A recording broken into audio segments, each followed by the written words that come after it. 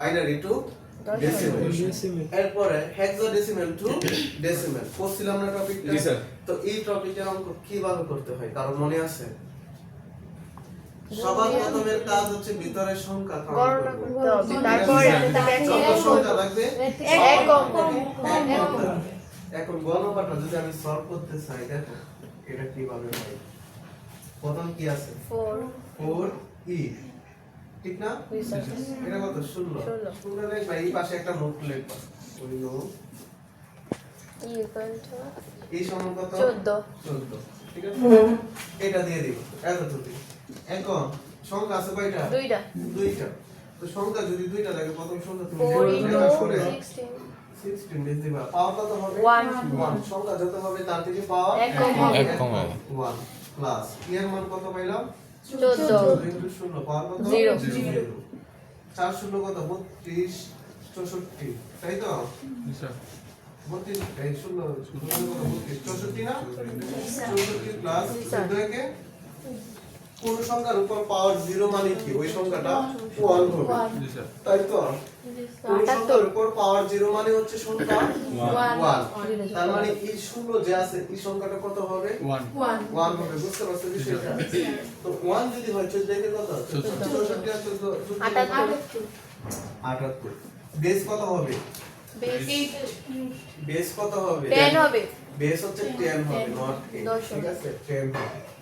আচ্ছা, এটা গেল হচ্ছে হেক্সাডেসিমেল থেকে ডেসিমেল। ডেসিমেল। এরপর বাইনারি বাইনারি থেকে সংখ্যা আছে 1 2 3 4 5 6 7। 7 পাওয়ার কত হইব? 6 হবে। 6 আবার লিখব 1 0 1 1 0 0 1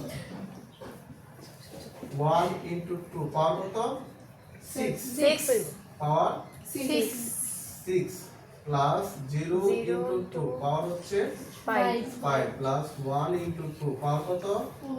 4 প্লাস 1 into 2 পাওয়ার হচ্ছে 3 প্লাস 0 into 2 পাওয়ার হচ্ছে 2 প্লাস 0 into 2 পাওয়ার হচ্ছে 1 প্লাস 1 into 2 পাওয়ার হচ্ছে 0। এবার দেখো 2 এর উপরে পাওয়ার 6, তার মানে হচ্ছে 64। কত হবে? 64। এই যে দিলাম 64। কোন সংখ্যা যদি 0 এর সাথে গুণ হয় এটা কি 0 হয়। এই যে 0 এর সাথে কি আছে? গুণ আছে, তার মানে এটা 0 প্লাস 2 মানে 4 4 ষোলো। 16 8 8 0 0 0 প্লাস 1 64 আর 16 যোগ করো 80। এই 80 89 সবটি মিলে সব মিলে হচ্ছে 89। 8 9 বেস কত? 10 এই যে এখানে একটা 10 পাইলাম, এখানে একটা 10 পাইলাম। এবার এই দুইটা তোমরা যোগ করবা, কত পাইছি? 78 78 আর আর 89 যোগ করো, কত আসে?